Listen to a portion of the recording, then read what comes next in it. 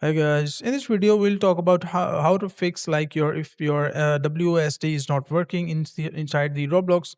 So how you can fix that or what are the solutions? First of all, just open a game. As you can see, I've opened a game.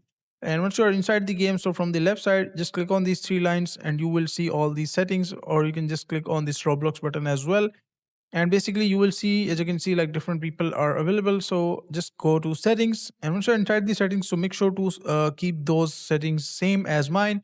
First of all, shift lock switch, make sure that that is turned off. It If it is turned on, make sure to turn it back off. And the camera mode is your choice, wherever you want to keep it, and the movement mode should be default. As you can see, this is the most important option, default keyboard. It might be keyboard plus mouse. It might be click to move. Most probably, you will be at this setting, which is click to move. So make sure to keep it by default, which is on the only keyboard.